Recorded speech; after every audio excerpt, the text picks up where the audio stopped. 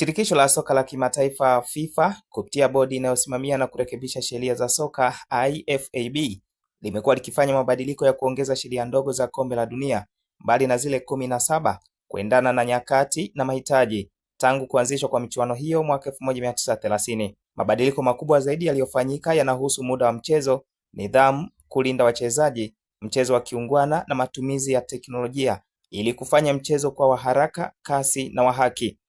Mabadiliko makuu ya historia ya kombe la dunia katika kipindi cha mwaka 1930 hadi 2022 ni pamoja na mwaka 1958 kuruhusiwa kwa wachezaji wa akiba, yani substitutions. Kabla ya hapo wachezaji waliokuwa uwanjani walilazimika kucheza na kumaliza mchezo, lakini mwaka 1970 kuanzishwa rasmi kwa kadi ya njano pamoja na nyekundu.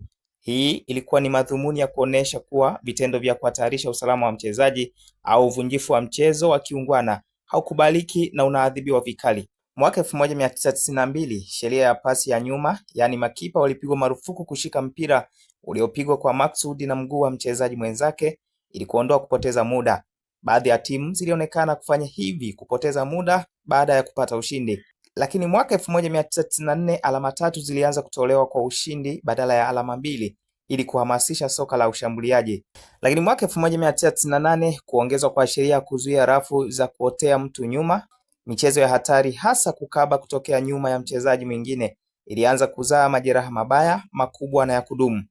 Mwaka 2018 kuruhusiwa kwa mchezaji wa 4 wa ziada katika hatua ya mtoano pale mechi inapoenda dakika za ziada. Na mwaka 2022 kuruhusiwa kwa wachezaji wa 5 wa ziada wakati wa mechi za kawaida za kombe la dunia nchini Katari. Mwaka 2026 utashuhudia mabadiliko makubwa zaidi kuwahi kufanyika. Kutakuwa na mabadiliko 7 makuu ya sheria yaliyoidhinishwa na bodi. Sheria ya sekunde 10 ya kubadilisha mchezaji. Mchezaji anayetolewa nje anatakiwa kuondoka uwanjani ndani ya sekunde 10 kupitia eneo la karibu na sio lazima atokee katikati ya uwanja. Akizidi muda huo, mchezaji anayeingia anaweza kusimamishwa kuingia kwa dakika nzima. Kikomo cha sekunde 5 cha kurusha au kupiga kipigo cha golini.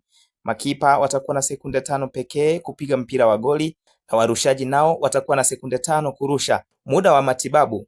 Mchezaji anayeomba matibabu uwanjani atalazimika kutoka nje ya uwanja na kusubiri dakika 1, yani sekunde 60 kabla ya kuruhusiwa kurejea. Adhabu kwa kufunika mdomo. Mchezaji atakayefunika mdomo wake kwa mkono au jezi wakati anabishana au kutukana mpinzani au mwamuzi atapewa kadi nyekundu moja kwa moja. Kupanuka kwa mamlaka ya VAR.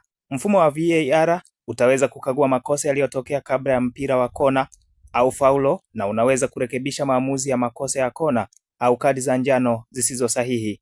Muda wa kupumua, yani hydration breaks, mapumziko ya maji ya dakika 3 yatakuwepo kila kipindi.